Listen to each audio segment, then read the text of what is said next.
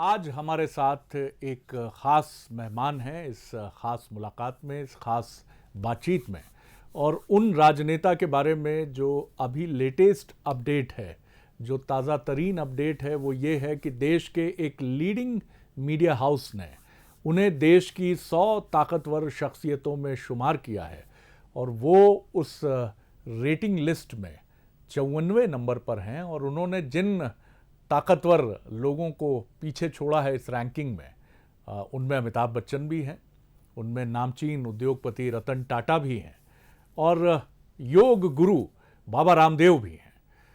उनकी राजनीतिक यात्रा की अगर मैं बात करूं तो बॉर्न फाइटर ये शब्द शायद उनके लिए ठीक हो। एक लड़ाकू मिजाज के साथ सहज रहते हुए लेकिन आक्रामक अंदाज में आगे बढ़ना उनकी राजनीतिक शैली का हिस्सा रहा है। और जिस मीडिया हाउस ने देश के 10 ताकतवर लोगों की 100 ताकतवर लोगों की माफ़ कीजिएगा ये सूची तैयार की है, इसमें उनका नंबर जैसा मैंने आपको बताया कि वो 54वें क्रम पर हैं। पहले नंबर पर देश के प्रधानमंत्री नरेंद्र मोदी हैं, दूसरे क्रम पर अमित शाह जी हैं और इस तरह से ये सूची आगे बढ़ती है। लेकिन कैप्टन अमरिंदर सिंह जो कांग्रेस के सीनियर लीडर हैं और पंजाब के मुख्यमंत्री हैं, तो छत्तीसगढ़ के मुख्यमंत्री भूपेश बघेल जी को इस मायने में ये रैंकिंग मजबूती से मिली है कि कैप्टन अमरिंदर सिंह के साथ उन्होंने बहुमत के साथ अपनी सरकार बनाई है और कांग्रेस के एक चुनौतीपूर्ण समय में उन्होंने छत्तीसगढ़ में जिस तरह का प्रदर्शन किया है वो बड़ा ज़बरदस्त रहा है और बेहिचक वो बहुमत के इस नंबर के साथ उन नीतियों को आगे बढ़ाने के लिए बहुत ताकत से बढ़ सकते हैं जो कांग्रेस ने सोची हैं, कांग्रेस की सरकार ने सोची हैं और ख़ुद भूपेश बघेल जी ने सोची हैं। तो सीधे चलिए मुलाकात करिए मेरे साथ भूपेश बघेल जी से। एक अलग बातचीत, एक अलग अंदाज, अलग मिजाज की बातचीत। बहुत स्वागत करता हूं भूपेश बघेल जी और बहुत बधाई देता हूं आपको कि आपने देश की कुछ बेहद नामचीन हस्तियों को पीछे छोड़ा है, जिनके नाम मैंने लिए, अमिताभ बच्चन, रामदेव जी और रतन टाटा जी। बहुत स्वागत है आपका जी। नमस्कार, धन्यवाद जी। पहला सवाल मेरा यही है भूपेश जी आपसे कि आज आप देश की 100 ताकतवर हस्तियों में शुमार हैं और इसके पहले अगर मैं चंद महीनों पहले देखूं तो एक लंबा संघर्ष 15 साल बाद कांग्रेस को सत्ता में लाने का, उस लड़ाई को भी आपने लड़ा है। लड़ा तो आपने बहुत पहले से है, 2014 से, जब से आपको कांग्रेस प्रदेश अध्यक्ष की कमान मिली। लेकिन आज जब आप इस पोजीशनिंग में हैं, बहुमत की सरकार, देश के ताकतवर 100 लोगों में आपका नाम, तो उस संघर्ष को और इस सफलता को, इन दोनों को जब आप पीछे मुड़कर देखते हैं तो कैसे याद करते हैं इसको? देखिए, इसमें पार्टी की जो विचारधारा है जी, जो गांधी से ओतप्रोत है और गांधी जी की 50वीं वर्षगांठ चल रहा है जी, तो हम लोग गांधीवादी रास्ते पे चलकर सरकार के गलत नीतियों का विरोध करते हुए जी, सब साथियों को विश्वास में लेते हुए ये लड़ाई लड़ी। चाहे वो लड़ाई आदिवासी की हो, चाहे वो लड़ाई किसानों की हो, चाहे वो लड़ाई नौजवानों को हो, चाहे वो महिलाओं की हो जी, तो सारी लड़ाइयाँ हम लोगों ने लड़ी। और इसी कारण से जो चुनाव हुआ 2018 में, उसमें सभी वर्गों का जी, भरपूर आशीर्वाद मिला और हम 3/4 बहुमत से जीते। जी, जी। संघर्ष के उन रास्तों को किस तरह से आप देखते हैं जिन पर आप पीछे चले हैं? कई बार जब आप लड़ाई लड़ते हैं, और ये इस समय संयोग ही है और बहुत सुंदर संयोग है कि मैं आपसे बात कर रहा हूं और शक्ति का पर्व नवरात्रि भी हम मना रहे हैं और फिर विजयदशमी की तरफ चलेंगे, तो एक लक्ष्य आपने भी संधान किया, उसको हासिल किया। लेकिन संघर्ष के उन दिनों को आप कैसे याद करते हैं? कई बार मन डगमगाता होगा, शायद कई बार लगता होगा कि किस तरह से इस लक्ष्य को हासिल करेंगे। उस दौर का कोई दिलचस्प वाकया आपको याद आता हो तो हमारे साथ ज़रूर साझा कीजिए। देखिए, उस समय हम लोग विधानसभा चुनाव हारे थे 2013 में और फिर तत्काल बाद लोकसभा चुनाव हुआ 2014 में। दोनों चुनाव हम हार गए थे। विधानसभा हुआ ये था कि हम जीतते जीतते हारे थे और लोकसभा हम लोग केवल 1 सीट बचा पाए थे।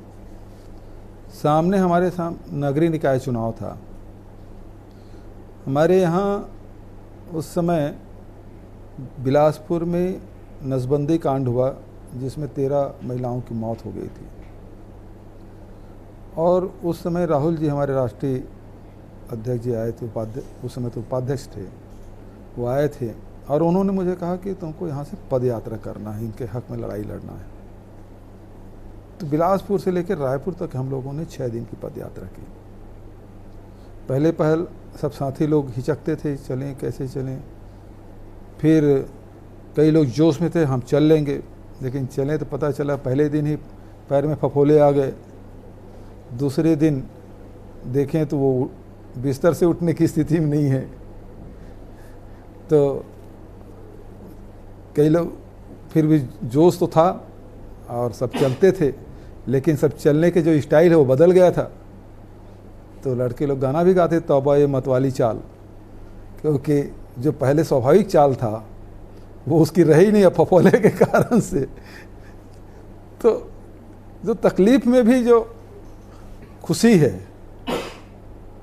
आनंद है, वो अद्भुत क्षण रहा साथियों के साथ मिलके। और कई बार हम लोगों ने किसानों के लिए पद यात्रा की, विधानसभा के घेराव किया, नोटबंदी के खिलाफ जब हम लोग पद यात्रा किए, मुझे याद है 8 नवंबर को 2016 को पद यात्रा, मतलब नोटबंदी हुई और हम लोग 11 तारीख को नगर नार से स्टील प्लांट को निजीकरण में न दिया जाए, इसके लिए हम लोगों ने पद यात्रा की। अब यात्रा का आयोजन हो गया, 4-5 हज़ार एक साथ पैदल चलने वाले थे, करीब 18 किलोमीटर, एक ही दिन में 18 किलोमीटर चलना था। इत्तेफाक ये कि जितने रास्ते में होटल थे वो सब बंद पड़े थे, किसी की जेब में पैसा नहीं था क्योंकि नोट चल नहीं रहा था, तो खाने भी कुछ नहीं था, तो हम लोग पानी पी पी के चल रहे थे। होटल में इसलिए मतलब चाय तक नहीं मिल रही थी, न होटल में भजिया मिल रहा था, न पकोड़े मिल रहे थे, न समोसा, न आलू, कुछ नहीं, न दुकान चल रही थी, न किसी की जेब में पैसा था। तो बड़ी मुश्किल से सब लोग 18 किलोमीटर बिना खाए पिए हम लोग पैदल चले। तो ये ऐसे ऐसे अनुभव हम लोगों को रहे हैं। तो वो संघर्ष का ही दिन ही था जिसमें सभी साथियों ने भरपूर सहयोग दिया और सफलता मिली।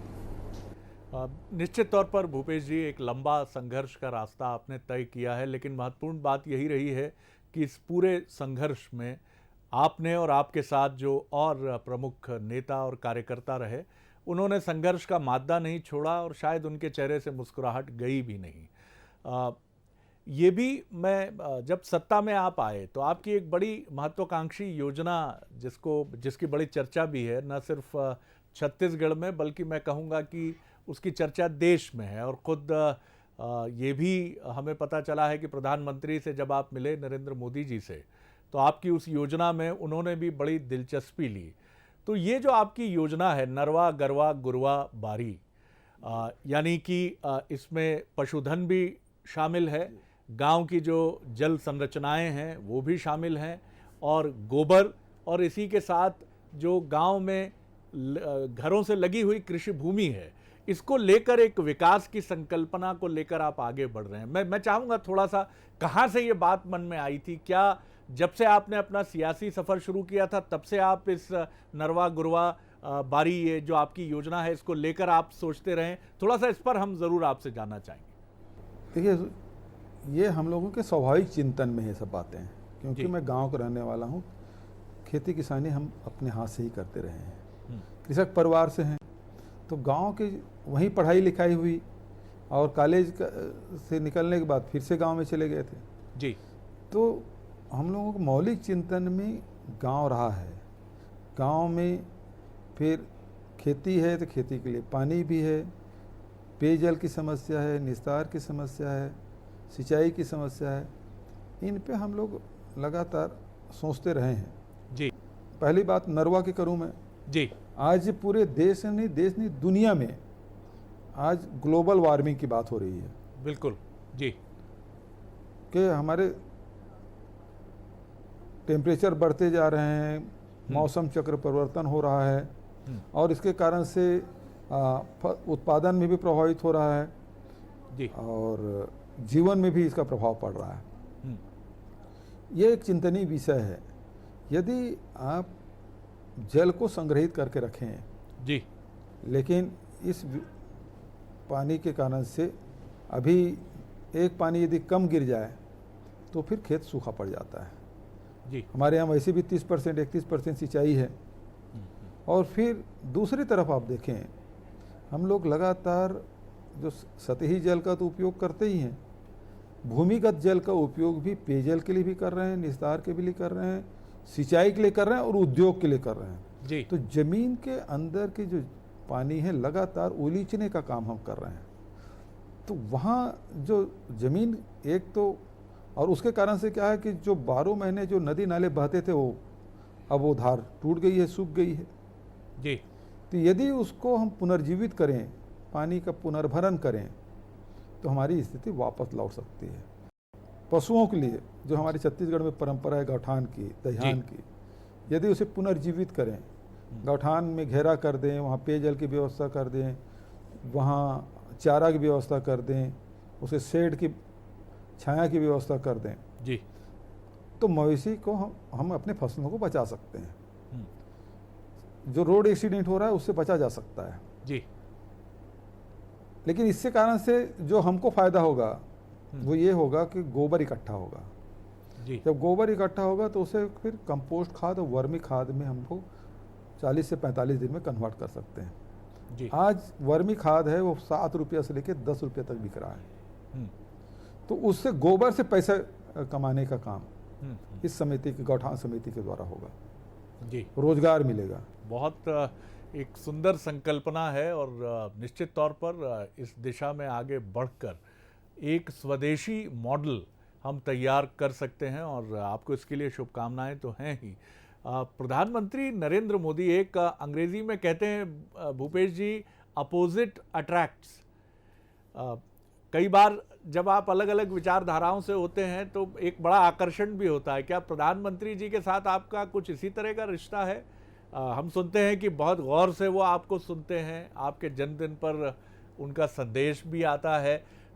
प्रधानमंत्री जी से लोकसभा चुनाव के बाद में मिला, उन्हें बधाई भी दी और ये अपने इस प्रोजेक्ट के बारे में बताया भी है और छत्तीसगढ़ के आवश्यकताओं के बारे में भी चर्चा की कि जिस प्रकार से कोल आवंटन हुआ है और नीलामी हुई है, जो आपकी ही योजना है कि नीलामी से हमको ज़्यादा धन लाभ होगा, तो इसमें उसके बाद नीलामी बंद हो गई और अन्य राज्यों को कोयला आवंटन हुआ, तो उसमें छत्तीसगढ़ को लगभग 9 लाख करोड़ का नुकसान होगा 30 सालों में।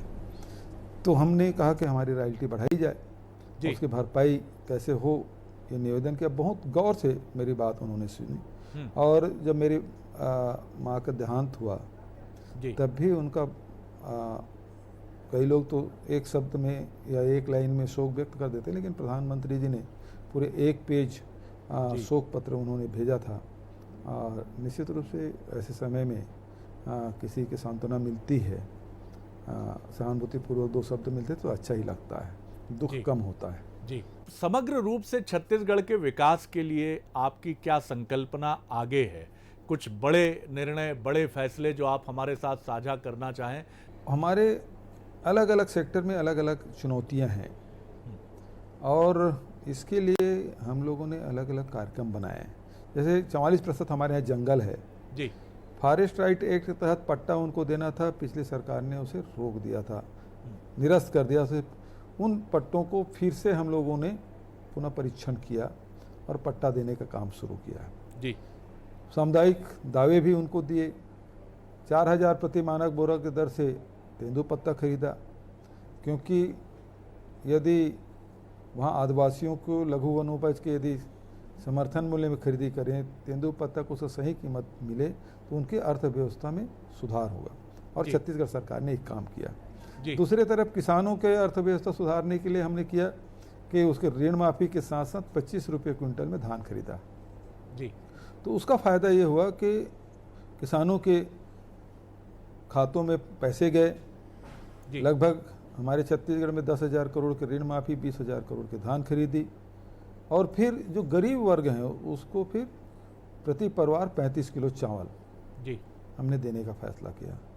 बिजली बिल 400 यूनिट तक के आधा कर दिया जी। इसका फ़ायदा ये हुआ कि जो किसान हैं, आदिवासी हैं इनके जेब में जब पैसा गया तो फिर खरीदी भी किए जी उसके कारण से जहाँ पूरे देश में मंदी का दौर चल रहा है, जी अकेला छत्तीसगढ़ राज्य है जहाँ मंदी का प्रभाव नहीं है। मैं एक दो उदाहरण दूंगा, जैसे सराफा है जी सराफा में 84% की वृद्धि। जी जैसे ऑटोमोबाइल सेक्टर हमारे मार्च महीने में 36% की ग्रोथ दिखाया गया, जी अभी भी ग्रोथ है। जी उसी प्रकार से जो रियल इस्टेट है, रियल इस्टेट में हमने फैसला किया कि छोटे प्लाट की जो रजिस्ट्री है उसे बंद कर दिया गया था, हमने खोल दिया।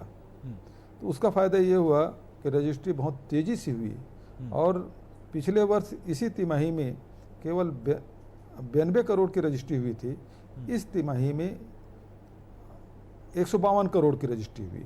जी तो इसका मतलब यह कि हर सेक्टर में लोगों को में ग्रोथ दिखता है। इसका कारण यही है कि लोगों के जेब में हमने पैसा डाला, उसके खाते में पैसा डाला, उनकी क्रय शक्ति हमने बढ़ा दी और इस कारण से यहाँ व्यापार में, व्यवसाय में और उद्योग में मंदी नहीं है।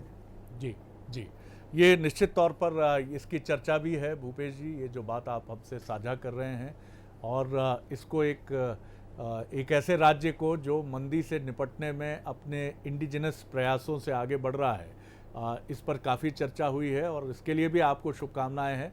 कुछ छोटे छोटे सवालों से जिनको हम कहते हैं वन लाइनर, उनके साथ मैं इस बातचीत को समापन करूंगा। और जिस तरह का आपका स्वभाव है, विनोद प्रियता, खुश मिजाजी, मेरी अपेक्षा रहेगी कि उसी के साथ इस बातचीत को हम विराम दें। आपके प्रशंसक ये मानते हैं कि बदलापुर के शोले जो हैं वो अब धधक नहीं रहे हैं, लेकिन आलोचक अभी भी कहते हैं कि धधक रहे हैं। सच्चाई क्या है सर? देखिए, छत्तीसगढ़ में अमन है, चैन है, शांति है, लेकिन जो लोग पुरानी गड़बड़ियाँ किए हैं और ये उसी समय के सब FIR हैं जिसमें कार्रवाई हो रही है, तो वो चीखने चिल्लाने लगे कि बदलापुर बदलापुर, जबकि पिछले सरकार के समय के FIR है और कार्रवाई अभी हो रही है जी, तो तकलीफ तो हो रही है उनको जी। तो बदलापुर वाली जैसी बात नहीं, ये तो न्याय की बात है जी जी, लोगों को न्याय भी दिलाना पड़ेगा। जी, न्याय की बात है, बदलापुर की कोई बात नहीं है, भूपेश जी का ये कहना है। भूपेश जी, ये भी एक बड़ी जिज्ञासा बनी रहती है कि कैबिनेट में सबसे ज़्यादा सलाह किसकी तरफ से आती है? TS बाबा साहब की तरफ से आती है, ताम्रध्वज साहू जी की तरफ से आती है? नहीं, सभी साथी हमारे बहुत ही अनुभवी भी हैं और पढ़े लिखे भी हैं, तो अलग अलग सब्जेक्ट में अलग अलग साथियों के विचार आते हैं और सभी साथी, यहाँ ऐसा नहीं है कि कोई कम बोले या कोई ज़्यादा बोले, सभी लोग खुल के बोलते हैं। और हमारी जो बैठक है उसमें विषय में केवल पारित करने के लिए नहीं बैठते, बल्कि उसमें अच्छे डिस्कशन भी होते हैं। जी जी, जैसा मैंने पहले भी इस बातचीत की शुरुआत में कहा कि देश के ताकतवर 100 लोगों में आप शामिल हैं, तो ये जो ताकत आपको मिली है, देश के ताकतवर, इस ताकत ने आपको विनम्रता से अपने व्यक्तित्व में और क्या बेहतरी करने की तरफ आपको प्रेरित किया है? देखिए, इससे मैं मानता हूँ कि ये छत्तीसगढ़ की जनता के सम्मान है, हमारे कार्यकर्ताओं के, हमारे विधायकों के, मंत्रियों के, जिन्होंने दिन रात मेहनत की, और इस कारण से ये जो रैंकिंग है जो 54 नंबर पे आया है, ये निश्चित रूप से हमारे सब साथियों के 2 करोड़ 80 लाख जनता के सम्मान है।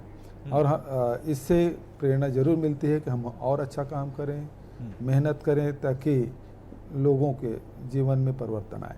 जी, आखिरी सवाल आपसे कर रहा हूँ, राजनीति की व्यस्तता, चुनौतियाँ, छत्तीसगढ़ को निरंतर आगे बढ़ाने की इस प्रक्रिया के बीच में परिवार भी है, खुद को तनाव मुक्त रखना भी है, खुद को स्वस्थ रखना भी है, और ये सब कोई छोटी मोटी चीज़ें नहीं हैं। तो इस जब भी कुछ वक्त मिलता है तो सबसे ज़्यादा जोर आपका किस पर रहता है? परिवार पर, फिटनेस पर, खुद को शांत रखने पर, या समग्र रूप से आपने कोई पैकेज इसके लिए स्वयं के लिए तैयार किया है? देखिए, काम करते करते ही साथियों के साथ हंसी मजाक करके मन हल्का कर लो, ये सबसे अच्छा तरीका। दूसरा, जैसे समय मिले परिवार के साथ जाओ रहो, क्योंकि राजनीति केवल मेरे साथ नहीं, जितने राजनीतिज्ञ हैं उनके परिवारों के साथ तो अन्याय होता है, वो अपने परिवार को जो साधारण जो गृहस्थ लोग हैं अपने परिवार को जो समय देते हैं उस प्रकार के समय राजनीतिज्ञ लोग नहीं दे पाते। तो बड़ी त्याग राजनीतिज्ञ लोगों के परिवारजन करते हैं। तो जैसे समय मिले तो निश्चित रूप से परिवार के साथ रहना चाहिए। आपका क्या रहता है जब वक्त मिलता है? क्या कुछ फिल्मी गीत या सुगम संगीत सुनना पसंद करते हैं, फिल्म देखना पसंद करते हैं, या पढ़ने लिखने में, पुस्तकों में रुचि है? किस तरह से अपना, हालांकि बहुत कम मिलता होगा, मुझे लगता है मिलता ही नहीं होगा, फिर भी कभी क्या कोई मन में इच्छा ही बनी रहे कि जब भी छोटा वक्त मिलेगा तो ये करूँगा? मुश्किल है जी जी। ये तो जैसे पुस्तक वगैरह पढ़ना है वो तो नियमित चलता है। जैसे सुबह चाय के साथ समाचार पत्र पढ़ना, खाना के साथ टेलीविज़न देख के समाचार देखना, और सोते वक्त थोड़ा पढ़ाई करना। लिखाई नहीं होता, पढ़ाई जरूर होता है। पढ़ाई जरूर होता है। और जो समय मिले तो फिर बच्चों के साथ सीरियल देख लो, कभी पिक्चर वो लोग देख रहे हैं तो उनके साथ पिक्चर देख लो टेलीविज़न में। अब थिएटर में जाके पिक्चर बहुत, मतलब मैं समझता हूँ कि मुख्यमंत्री बनने के बाद एक छत्तीसगढ़ी फिल्म लगी थी, उसी का हम लोग देखने गए थे। और उसके साथ तो उसके बाद तो मौका मिलता नहीं पिक्चर देखने का शौक तो था पहले जी। खेलने का भी शौक रहा है जी। गाँव में रहे थे, गिल्ली डंडा, कबड्डी, खो खो, तैराकी, वो सब खेल जो गांव में खेलते हैं वो सब खेल खेलते थे। अब लेकिन अब अवसर नहीं मिलता। जी। आखिरी सवाल कर रहा हूं आपसे। गांधी जी को जिस तरह से आपने ट्रिब्यूट दिया है, विशेष सत्र बुलाया, एक अलग बिल्कुल एक सोच दृष्टि, गांधी जी पर बातचीत और गांधी विचार यात्रा, तो क्या इसके पीछे जाहिर तौर पर गांधी जी के प्रति एक विनम्र भावांजलि, उनकी सोच को और मजबूती से आत्मसात करना और जन जन तक पहुंचाना, तो इसका उद्देश्य होगा भी, लेकिन और कोई दृष्टि विचार आपका रहा हो तो हमारे साथ साझा कीजिए। देखिए, इस देश में बहुत बड़े बड़े महापुरुष हुए हैं, संत हुए हैं, समाज सुधारक हुए हैं, धर्म सुधारक हुए हैं, लेकिन जो आधुनिक भारत है वो गांधी का भारत है। गांधी कल भी प्रासंगिक थे, आज भी हैं और आगे भी रहेंगे। उन्होंने हर मोर्चे पे, हर विषय पर उनके अलग दृष्टि रही है और आज भी उसे उस रास्ते पे चलने की आवश्यकता है। और छत्तीसगढ़ में गांधी जी 2 बार आए थे और एक बार कंडेल नहर सत्याग्रह में आए थे, दूसरी बार रायपुर, दुर्ग, बिलासपुर की यात्राएं उन्होंने की। तो छत्तीसगढ़ से उनका गहरा लगाव रहा है जी। तो इस यात्रा को स्मरण करते हुए छत्तीसगढ़ में गांधी के जो योगदान है और देश और समाज के लिए जो योगदान है उसको पुनः स्मरण करने के लिए हम लोग ये पद यात्रा शुरू कर रहे हैं 4 तारीख से। जी, बहुत बहुत धन्यवाद भूपेश जी इस बातचीत के लिए, और आपको आपकी भावी राजनीतिक यात्रा और छत्तीसगढ़ के विकास के लिए भी ढेरों शुभकामनाएं। जी धन्यवाद, नमस्कार। तो ये थे छत्तीसगढ़ के मुख्यमंत्री भूपेश बघेल जी, और आपने देखा कि वही उनका सहज अंदाज है। बहुत साफ तौर पर वो अपनी ड्रीम, जो उनका ड्रीम प्रोजेक्ट है जिसको नरवा गरवा गुरवा बारी नाम दिया गया है, इसको लेकर वो सतत रूप से आगे बढ़ेंगे। इसमें पशुधन का नियोजन यानी उसकी प्लानिंग भी शामिल है, गांव के पानी का बेहतर इस्तेमाल भी है, और गोबर के जरिए कंपोस्ट खाद को तैयार करना और कृषि क्षेत्र का ठीक तरीके से प्रयोग, इस्तेमाल और बेहतर तरीके से किसानों की समृद्धि के लिए काम करने की योजनाएं भी शामिल हैं। इसमें प्रधानमंत्री नरेंद्र मोदी साहब ने भी काफ़ी रुचि दिखाई है। तो खास बातचीत में भूपेश बघेल जी से इतना ही, इजाज़त दीजिए, नमस्कार।